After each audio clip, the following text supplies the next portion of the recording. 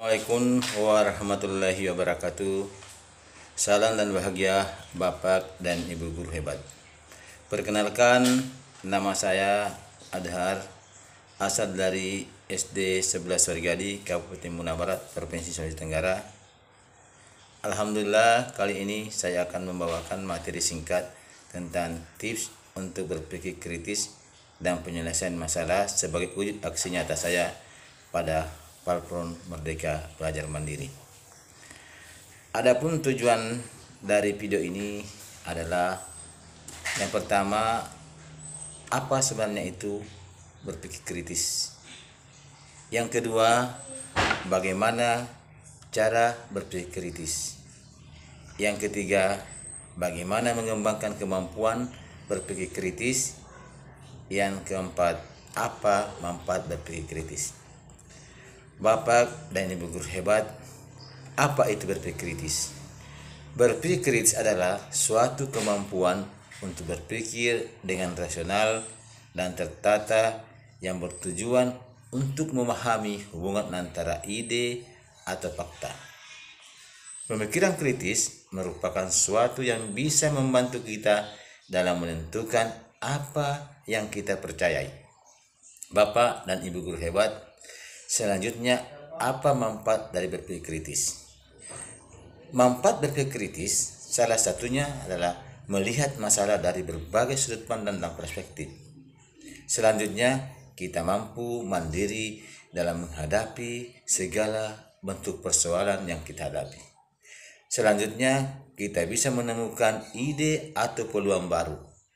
Kemudian, dengan berpikir kritis, kita mampu berpikir jernih, beradaptasi, dan meningkatkan keterampilan bahasa kita. Yang terakhir, kita mampu mengembangkan diri. Bapak dan Ibu guru hebat, selanjutnya, bagaimana cara berpikir kritis? Berlatih berpikir kritis memerlukan waktu, kesabaran, konsisten, dan yang terpenting terus berlatih. Ada beberapa langkah untuk melatih dalam berpikir kritis. Yang pertama, mengidentifikasi permasalahan atau pertanyaan. Mengidentifikasi permasalahan yang kita hadapi sebaik dan secepat mungkin. Semakin kita menganalisa dengan baik dan tepat, maka akan semakin mudah kita dalam menemukan solusi dan jawabannya. Yang kedua, kumpulkan data, pendapat, dan argumen. Mencari data beberapa sumber yang menyampaikan hal-hal yang berbeda dan sudut pandang yang berbeda pula. Yang ketiga, menentukan hal-hal yang signifikan.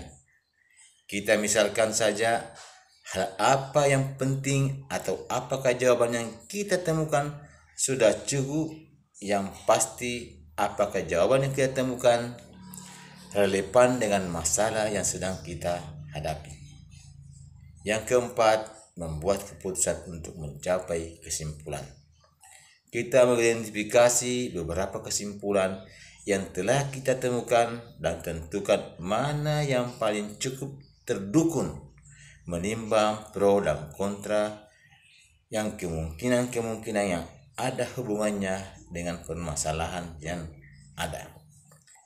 Yang kelima, menggunakan buah pikir kita. Setelah sudah pada kesimpulan, kita bisa menggunakan hasil dari pikiran kita untuk bisa memecahkan masalah-masalah tersebut. Selanjutnya, Bapak dan Ibu guru, bagaimana mengembangkan kemampuan berpikir kritis? Selanjutnya, saya akan jelaskan 3 tips untuk mengembangkan kemampuan berpikir kritis. Yang pertama, melatih diri agar berpikir seimbang. Jika kita understand, hal ini bisa mencerminkan kemalasan atau bahkan kesombongan yang dapat menyebabkan fokus yang buruk. Sementara itu, apabila kita overthink, hal ini justru akan mencerminkan kehati-hatian dan keraguan yang berlebih, yang bisa saja mengarahkan pada penilaian yang bias dan adanya ketakutan. Selanjutnya yang kedua, melatih kesadaran situasional.